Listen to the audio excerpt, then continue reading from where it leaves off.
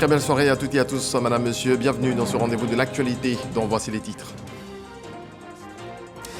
Après avoir vécu des moments difficiles en Tunisie, des Ivoiriens sont de retour sur leur terre. Ils ont foulé les bords de la lagune Ébriée ce samedi.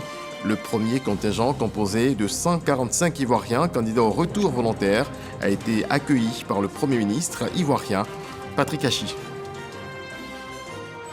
La sécurité alimentaire au centre d'une rencontre au Salon international de l'agriculture de Paris, le SIA. Le ministre français de l'Agriculture et de la Souveraineté alimentaire était en réflexion avec ses pairs. Il s'agissait de dégager des pistes de solutions pour mettre fin à cette situation qui perdure dans plusieurs pays africains. C'est la deuxième édition de la Semaine nationale de la sécurité routière. Le ministère des Transports et la police nationale sensibilisent. Une action qui intervient après la mise en vigueur de la loi sur le permis à points. Les automobilistes ont reçu des informations sur cette nouvelle loi. Bienvenue, ils sont de retour en Côte d'Ivoire. Des Ivoiriens qui ont vécu des moments difficiles en Tunisie ont foulé les bords de la lagune Ébriée. Le premier vol a atterri ce jour à l'aéroport Félix Houphouët-Boigny d'Abidjan, avec à son bord 145 passagers. Ils ont été accueillis par le Premier ministre ivoirien, Patrick Hachi. Le point de Éric Ogoré. 18h10, l'avion de Air Côte d'Ivoire transportant 145 Ivoiriens vient de se poser sur le tarmac de l'aéroport Félix Houphouët-Boigny. Ces Ivoiriens sont accueillis par le Premier ministre Patrick Hachi, poignée de main et embrassade pour dire à quoi bas à ses compatriotes de retour au Bercail. À côté du Premier ministre se trouve la ministre d'État, ministre des Affaires étrangères, de l'intégration africaine et de la diaspora, Kandia Kamisoko Kamara, et également les ministres de la communication, de la jeunesse, de la santé et de la solidarité qui sont présents. Seconde étape, enregistrement de ces compatriotes par les services compétents. Ce qui se passe en Tunisie aujourd'hui, je crois que tous les jeunes Africains qui sont arrivés en Tunisie et qui vivent les mêmes conditions, dans les mêmes conditions, ils doivent décider, à la limite, comme les jeunes Ivoiriens ont décidé, de rentrer. Un dispositif est mis en place. Le Premier ministre Patrick Hachi assiste aux différentes étapes. Le ministre de la Santé explique les dispositions sanitaires mises en place. C'est des moments où ceux qui arrivent ont besoin d'être pris en charge sur le plan psychologique, mais également sur le plan sanitaire. Et mes équipes et moi sommes ici pour nous assurer que tout se passe bien. 500 Ivoiriens volontaires sont pour l'instant concernés par ce rapatriement. Le gouvernement continue de faciliter le retour de tous les Ivoiriens vivant en Tunisie. Il est important donc de dire qu'une plateforme a été mise en place pour ceux de nos compatriotes qui ne peuvent pas sortir de chez eux. Ils peuvent envoyer leurs coordonnées, donner donc leur adresse, et les services de l'ambassade, en relation donc avec les autorités tunisiennes, se chargent d'aller les chercher dans les lieux où ils sont. La ministre d'État se félicite de cette promptitude du président de la République. Je voulais profiter pour remercier le président de la République qui a donné non seulement des instructions, mais les moyens pour que les 1300 personnes reviennent ici en Côte d'Ivoire. Ceux qui sont arrivés ce soir sont au nombre de 145 personnes, dont 45 femmes. Et nous avons quelques enfants, je crois 5 enfants. Et donc nous sommes très heureux. C'est à 19h que le Premier ministre Patrick Hachi a quitté l'aéroport Félix Houphouët-Boigny. Et c'est à l'Institut national de la jeunesse et des sports, INJS de Marcory, que doit converger la première vague des ressortissants ivoiriens provenant de la Tunisie après leur accueil. Au total, 145 personnes y sont attendues, dont plus de 45 femmes. 3 bâtiments comprenant une cinquantaine de chambres ont été minutieusement préparés pour leur hébergement, le temps de rejoindre leurs familles respectives. Les équipes du ministère de la Solidarité et de la Santé sont également mobilisées pour l'accompagnement psychologique et médical. On note par ailleurs la présence des agents du ministère de la Jeunesse et de l'Insertion professionnelle afin d'étudier les possibilités d'insertion professionnelle de nos compatriotes revenus au pays. Dans le cadre donc, de l'accueil de nos compatriotes qui donc, sont revenus de Tunisie, nous avons pris les dispositions au niveau de l'Institut national de la jeunesse et des sports pour pouvoir accueillir ces compatriotes-là Et donc 3 bâtiments pour ce premier vol sont donc dédiés donc à ces personnes. On a un bâtiment spécialement dédié aux dames et aux enfants et un bâtiment donc aux hommes et aux jeunes garçons. Il y a des chapiteaux, des bâches qui sont donc pour les accueils. Ensuite, ils auront une collation suivie donc du repas. Nous avons le ministère de la Santé qui a un dispositif, le ministère de la Promotion de la Jeunesse qui a aussi un dispositif, le ministère des Affaires étrangères qui a un dispositif, ainsi que le ministère de la Solidarité et de la lutte contre la pauvreté. Ces ministères-là, dans une synergie, en tout cas, ont mis le dispositif en place pour pouvoir faire l'accompagnement psychosocial de ces personnes et également leur prise en charge sanitaire au cas où nous avons donc une urgence.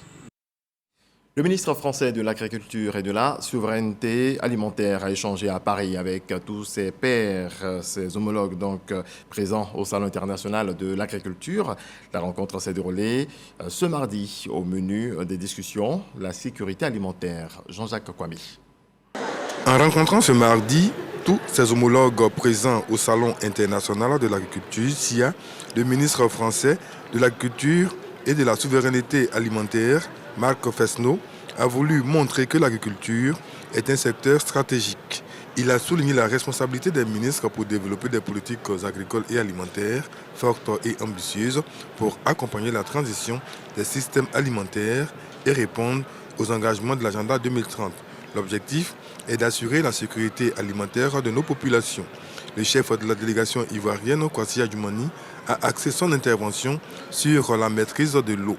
Autre point évoqué, la déforestation et l'interdiction du cacao provenant des forêts sur le marché de l'Union européenne.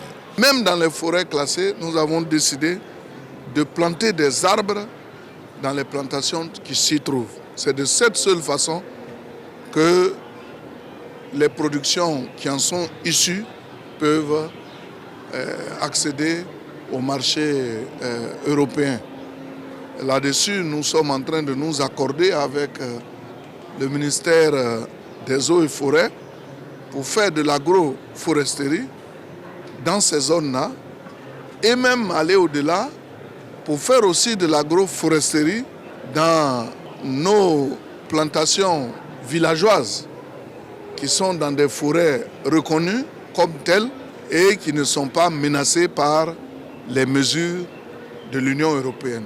Le chef de la délégation ivoirienne a terminé en invitant ses homologues au SARA, Salon de l'agriculture et des ressources animales, édition 2023, prévue en septembre prochain à Abidjan.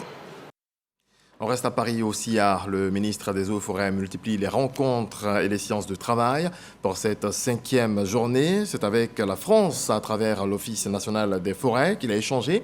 Des échanges qui ont porté sur la politique forestière de la Côte d'Ivoire, particulièrement la lutte contre les feux de brousse et la captation de carbone. On voit cela avec Mamadou Kwasi.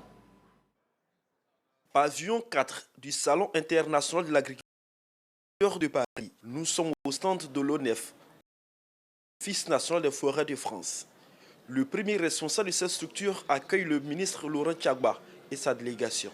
Une présence en ces lieux pour discuter du partenariat dans la mise en œuvre de la politique forestière de la Côte d'Ivoire. Nous avons eu un échange très intéressant à propos des problématiques qui touchent toutes les forêts du monde, celles de la France comme celles de la Côte d'Ivoire.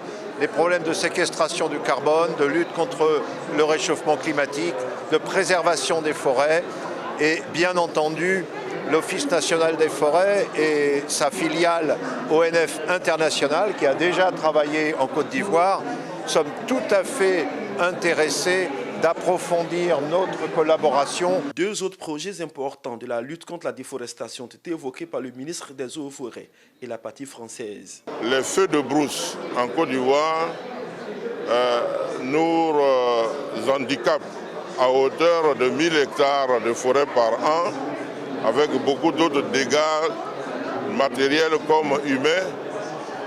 Et nous pensons qu'avec l'aide de l'Office national des forêts, on devait pouvoir mieux adresser les problèmes avec leur concours et leur expertise. Deuxièmement, nous avons voulu, dans le cadre de la collaboration, bénéficier de l'expérience de l'Office national des forêts pour nous aider dans le domaine de la séquestration du carbone pour ne serait-ce que nous permettre d'être éloquents dans ce que nous faisons dans l'élaboration des conventions de concession avec les privés. Les sujets portant sur la gestion de l'eau en forêt et les nouvelles essences d'arbres contre le réchauffement climatique ont été également abordés. L'Office national des forêts de France gère environ 3 millions d'hectares de forêt et dispose d'une spécialité dans la sauvegarde du couvert forestier. On change de sujet, on peut parler de la sécurité routière avec la deuxième édition de la Semaine nationale de la sécurité routière. Le ministère des Transports et la police nationale ont effectué ce samedi matin une tournée de sensibilisation dans le district d'Abidjan. Le reportage de Jean-Louis Gbangbo. Rond-point d'Anani à Port-Boué. Ce samedi matin, le barrage de police ici est particulièrement renforcé. Les agents de police sont en nombre plus important, sifflets aux lèvres, prospectus à la main. Ils sont en plein dans la sensibilisation des automobilistes. Tu dois rouler en ville à 50 km/h. Vous êtes toujours en tas. C'est ça que tu fais plus que ça. Voilà pourquoi le propriétaire de ton véhicule reçoit toujours des notifications. Parce qu'il y a des caméras installées ici dans la ville. Lorsque vous êtes en excès de vitesse, la caméra vous flash. Rappel des consignes d'usage, code de la route, mais également alcotest pour prévenir toute cause d'incivisme et d'éventuels dommages sur cet axe particulièrement fréquenté les week-ends. Le rond-point d'Anani est l'un des 3 sites choisis pour effectuer les séances de sensibilisation prévues dans le district d'Abidjan, dans le cadre de la Semaine nationale de la sécurité routière. Nous continuons toujours de sensibiliser les automobilistes sur les différentes fautes et les différents dangers.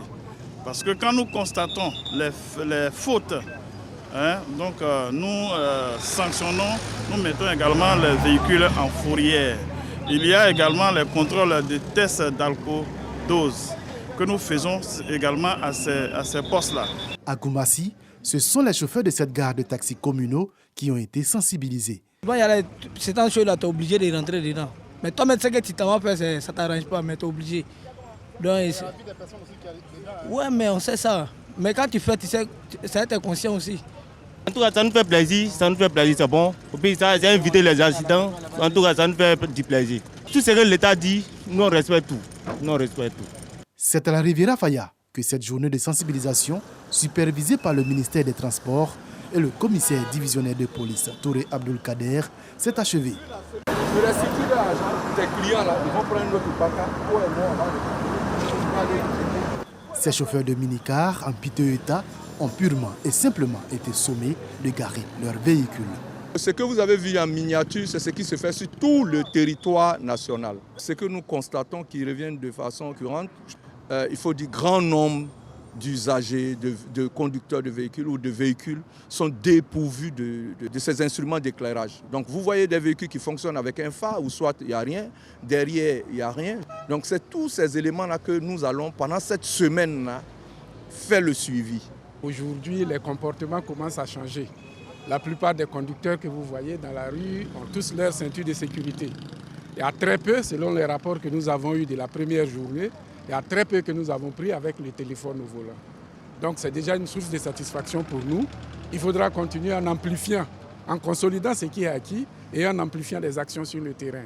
Lancée le 2 mars dernier à Yamoussoukro, la deuxième édition de la Semaine nationale de sécurité routière s'achèvera le 10 mars prochain. Elle couvre toute l'étendue du territoire avec pour objectif de renforcer la sensibilisation et la répression en vue d'un changement de comportement et une réduction des accidents routiers. La lutte contre le travail des enfants reste une priorité pour le gouvernement ivoirien. Le ministère de l'Emploi et de la Protection sociale maintient la vigilance avec le concours justement de ses partenaires. Une conférence de haut niveau en collaboration avec l'Organisation internationale du travail vient de se tenir à Abidjan. Serge Coléa nous en parle. Promouvoir le travail décent, renforcer la lutte contre les pires formes de travail et garantir une main-d'œuvre de qualité, c'est l'objectif de cette conférence de haut niveau initiée par l'Organisation internationale du travail et le ministère de l'Emploi et de la Protection sociale. Elle a réuni plusieurs intervenants, au nombre desquels la CGC, la Confédération générale des entreprises de Côte d'Ivoire, la République fédérale d'Allemagne, les Pays-Bas et le Forum national de lutte contre la dette et la pauvreté. Nous avons dénombré 2 120 000 unités de production informelles en Côte d'Ivoire. Et nous sommes à la tâche pour les mettre en coopérative, en mutuelle, pour que effectivement leur chiffre d'affaires puisse croître et que leur mécanisme de gestion puisse être formel. Une des priorités de ces échanges est de favoriser l'émergence d'acteurs de promotion du travail décent. C'est la pauvreté, c'est la question économique qui est le facteur déterminant dans le travail des enfants, que ce soit en Côte d'Ivoire ou ailleurs. Donc tout ce qui peut contribuer à l'amélioration des conditions de vie contribue de facto à la réduction au risque d'utilisation de la main-d'œuvre infantile. Le gouvernement multiplie de son côté les stratégies. Le ministre de l'Emploi et de la Protection sociale a relevé quelques actions fortes, notamment le régime social des travailleurs indépendants et la couverture maladie universelle. C'est le lieu pour moi, encore et toujours, de remercier Madame la Première Dame et son Excellence Monsieur le Président de la République pour toutes ces mesures qui visent l'amélioration des conditions de vie des producteurs et qui contribuent efficacement à la lutte contre le travail des enfants et à la durabilité des chaînes d'approvisionnement. Adama Kamara compte sur l'appui de l'OIT et de la République fédérale d'Allemagne. Le ministre engage également tous les partenaires à poursuivre leurs efforts. À présent, le point du coronavirus en Côte d'Ivoire.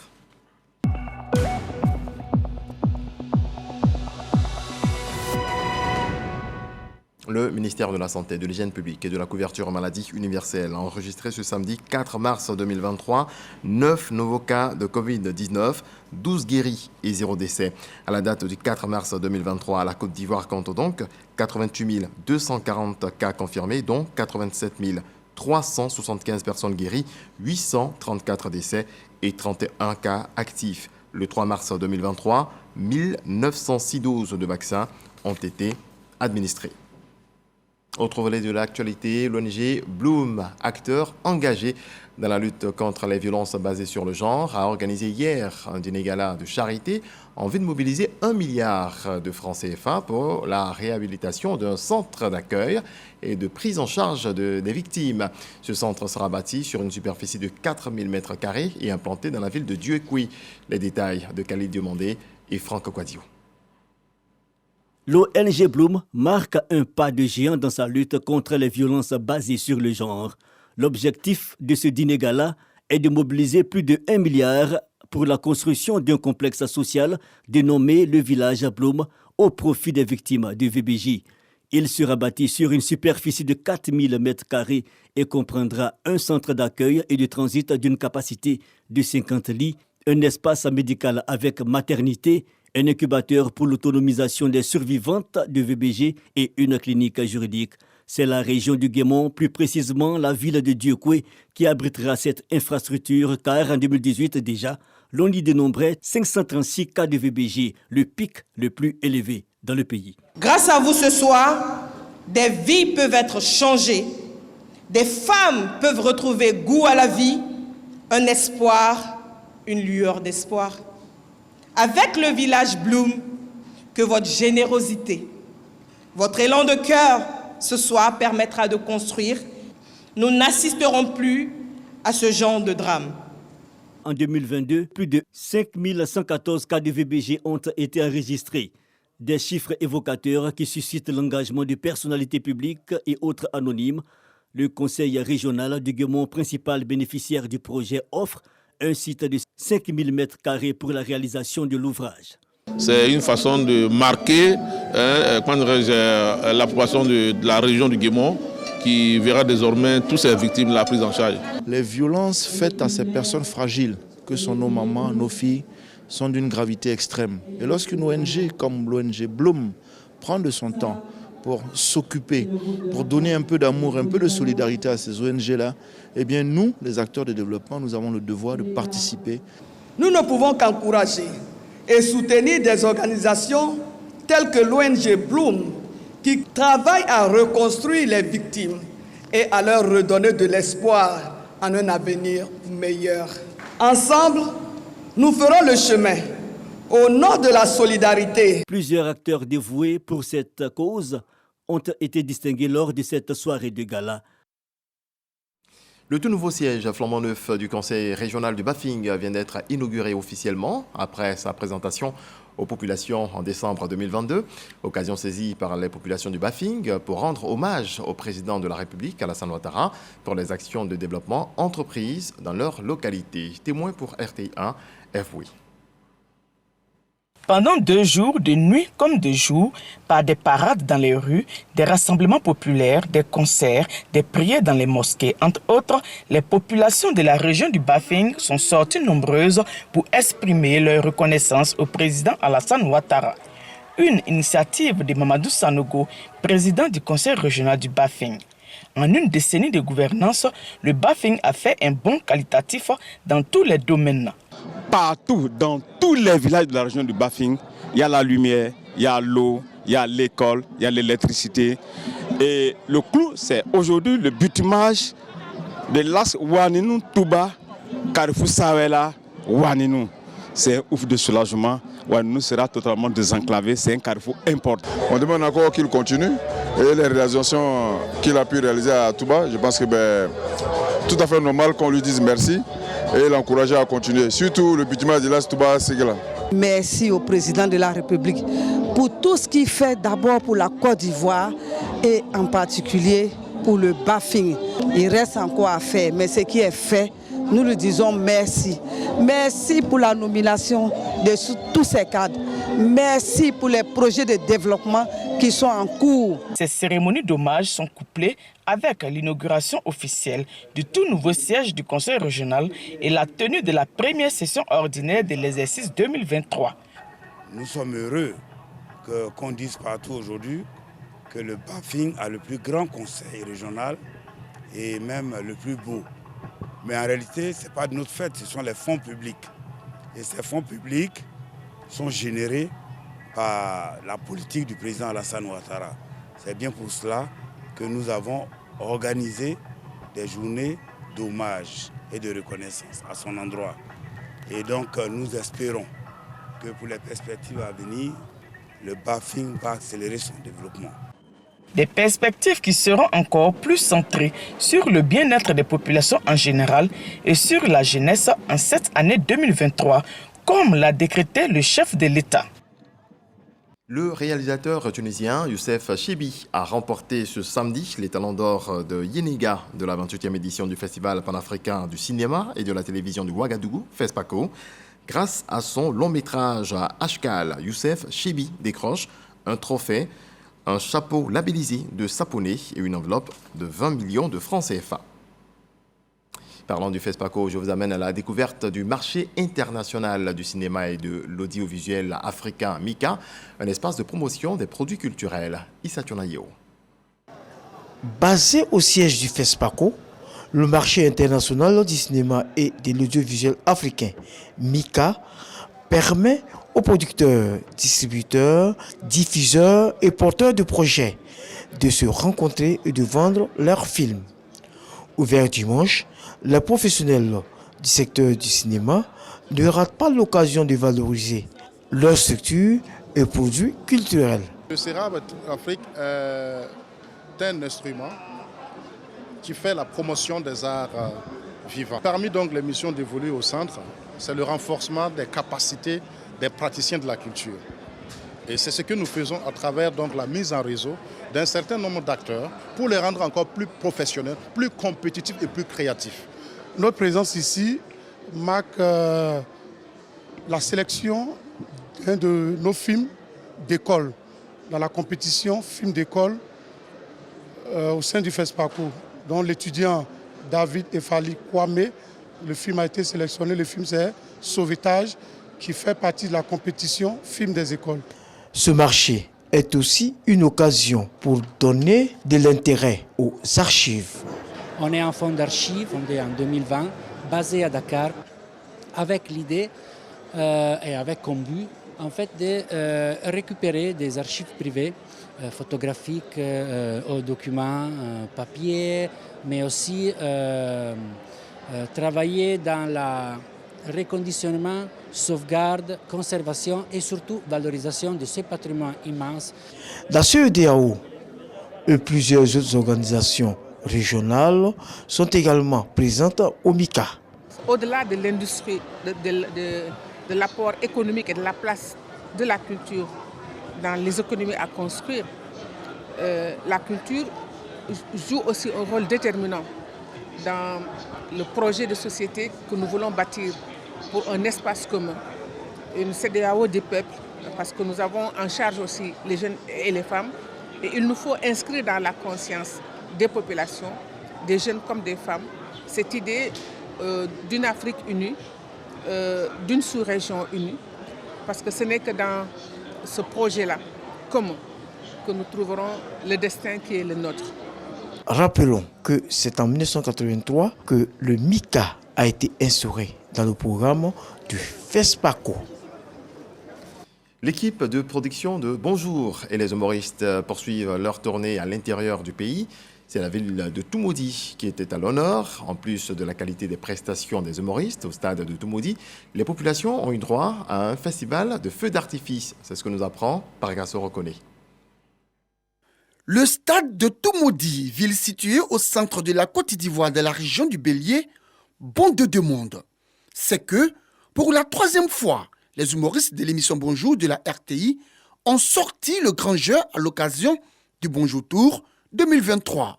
Des humoristes qui ont réussi à apporter le sourire au public qui a effectué nombreux le déplacement. Mon petit frère, il a pris une nouvelle chose comme ça, nouveau, et puis il marche. On a vu goudron, on a vu un endroit où il n'y a plus de goudron. Et puis on peut s'asseoir, on a dit je suis. Il me haït, il dit on laisse que j'ai. Quand il a fini d'enlever les chaussures, son pied a tapé quelque chose au sol. Il dit heureusement qu'il a enlevé les chaussures. Je me suis épaté. Bonjour Toumoudi, c'est l'œuvre depuis 3 ans de la ministre-gouverneur, Dr Raymond Goudou Kofi, que je demande d'applaudir très fort. Oui, aujourd'hui, 16 ans de Bonjour. Et nous sommes là, ici encore, à Toumoudi. Le directeur général de la RTI, M. Fosseni Dambélé, veut vous dire merci.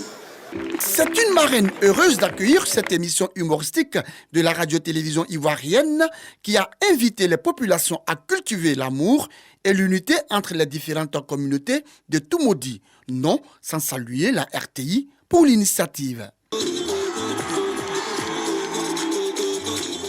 Je voudrais vraiment vous remercier pour ces moments de bonheur que vous nous permettez d'avoir. Merci au DG de la RTI. Tout le monde est venu pour la RTI. Parce que bien sûr, Bonjour 2023, c'est devenu une affaire de famille en Côte d'Ivoire. Je souhaite une excellente soirée de détente, de rire. Et vraiment, tordez-vous de rire parce que je sais que la brochette qu'on va nous proposer sera une brochette d'excellence. Le message de la ministre-gouverneur Raymond Goudou Kofi, bien perçu par les populations qui n'ont pas manqué de lui témoigner leur gratitude. Elles se réjouissent de la qualité des prestations des humoristes. C'est avec beaucoup d'allégresse que la marraine Raymond Goudou Kofi a annoncé aux jeunes, aux femmes, aux élus et cadres de la région le retour des Bonjours l'année prochaine à Toumoudi. Il a donné une seule phrase à Abou. Il a dit hier ils ont arrêté les voleurs. Il faut mettre cette phrase au futur. Abou dit demain il va en prison.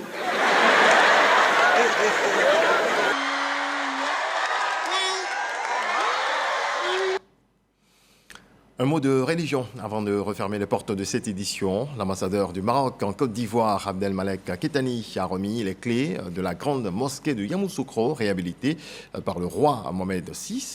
Le ministre Souleymane Diarra a témoigné la reconnaissance du gouvernement et de la communauté musulmane aux donateurs. On voit cela avec Charles Tatou.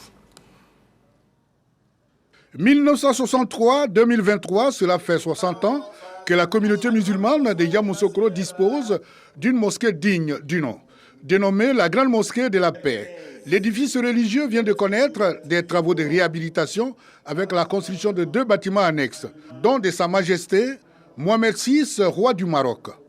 La remise des clés, une cérémonie qui marque également la célébration du 60e anniversaire de la dite mosquée, a fait appel aux autorités du COSIM, aux responsables des cultes et à l'ambassadeur du Maroc en Côte d'Ivoire. Le prophète Mohammed sallallahu alayhi wa sallam a lui-même dit: quiconque vous fait une faveur, récompensez-le. Si vous ne trouvez pas quelque chose pour le récompenser, priez pour lui. Cette remarquable réalisation du Royaume du Maroc, gracieusement mise à la disposition de la communauté musulmane de Yamoussoukro et de la Côte d'Ivoire, lui fournira tous ces instruments de son plein accomplissement. Monsieur l'ambassadeur, qu'il vous plaise de transmettre une fois de plus toute la reconnaissance et l'amitié de son Excellence le président Alassane Ouattara envers le grand peuple du Maroc et son roi. La mosquée de la paix, construite dans les années 60, est aujourd'hui entièrement réhabilitée, non seulement pour perpétuer la magnificence de cet édifice historique et sa symbolique iconique de notre amitié, mais aussi pour souligner avec emphase l'engagement du Royaume du Maroc aux côtés de la République de Côte d'Ivoire sur la voie de l'émergence à tous les niveaux. Le ministre du Commerce, de l'Industrie et de la promotion des PME et plusieurs autres personnalités du pays n'ont pas boudé la remise des clés doublée de la célébration des 60 ans de la Grande Mosquée de la Paix, témoignant la reconnaissance du gouvernement et des fidèles musulmans de Yamoussoukro aux donateurs. Cette mosquée a été rénovée de façon très approfondie, de telle sorte qu'il ressemble aujourd'hui à une mosquée neuve, là, avec l'ajout de certains annexes qui permettent à l'ensemble de la communauté musulmane de Yamoussoukro de prier dans les meilleures conditions possibles. Je ne peux que saluer et prier pour leurs héritiers, le président de la République, Alassane Ouattara, et le roi Mohamed VI, Dieu l'assiste, qui ont continué leur œuvre. Échange des dons et visites guidées des bâtiments nouvellement construits et réhabilités ont marqué la célébration. Point final. Excellente nuit à vous tous sous la protection du Très-Haut. Bonsoir.